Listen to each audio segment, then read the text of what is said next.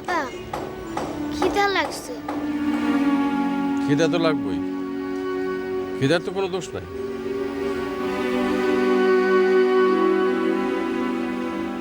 দেখি কি করা যায়। বসো।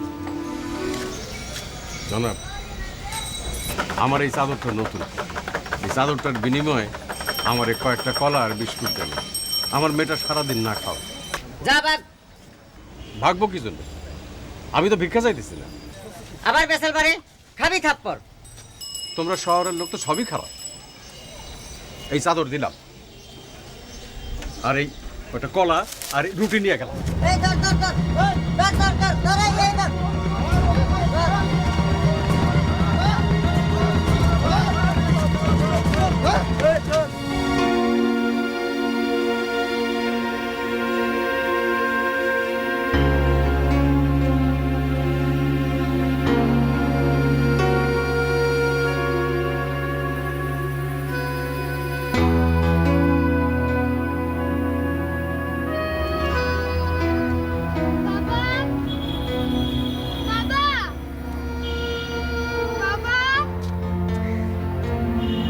বাবা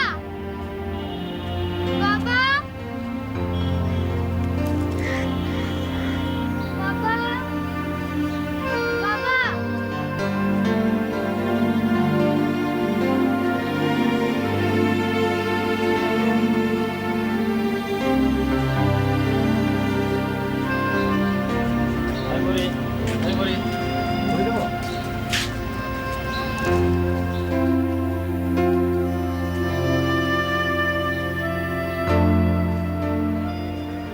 পানি, এই পানি, পানি, এই লাগবো 10 টাকা। লাগবো না। পানি, এই পানি।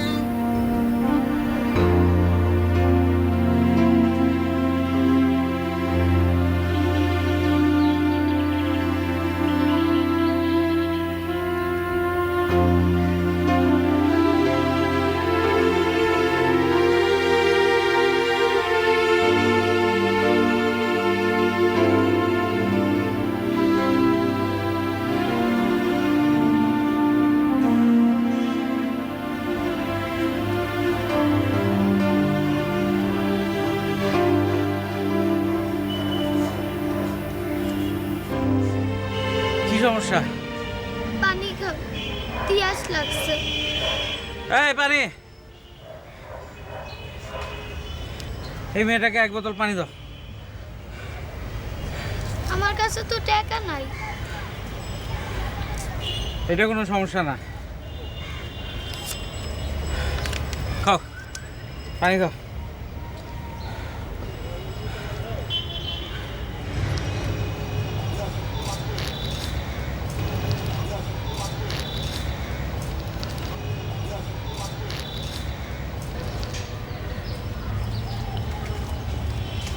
এই একে 1 বোতল পানি দাও।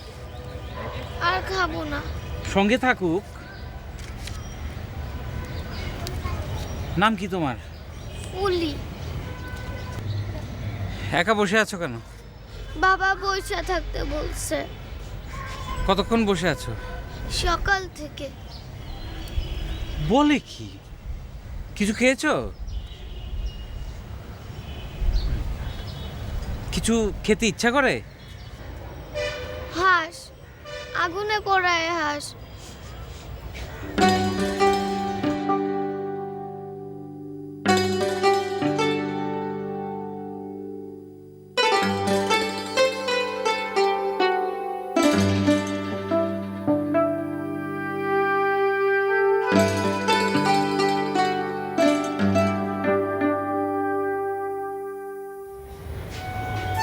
জগতে এত কিছু থাকতে আগুনে পুড়িয়ে হাঁস? তুমি তোমার পুরো ঘটনা আমাকে খুলে বলো। কোত্থেকে এসেছো, ঢাকায় কোথায় যাবে, তোমার বাবা হঠাৎ করে উধাও হয়ে গেল কেন? আপনি খারাপ লোক না ভালো লোক? হঠাৎ এই প্রশ্ন কেন? ঢাকা শহর সব লোক খারাপ। আচ্ছা ঠিক আছে, তুমি কান্না বন্ধ করো।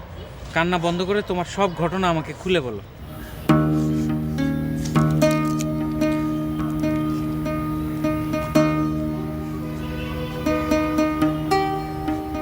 আমার গ্রামের নাম বান্ধবপুর, পোস্ট অফিস বয়রা, জেলা নেত্রকোনা, থানা কেন্দুয়া।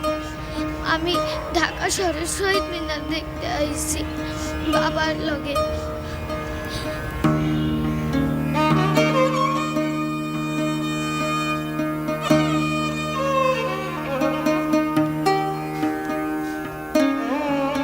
ভাই ভাই আমার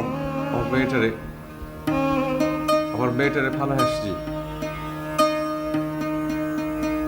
সারাদিন কিছু খাই নাই, ওর খিদে লাগছে।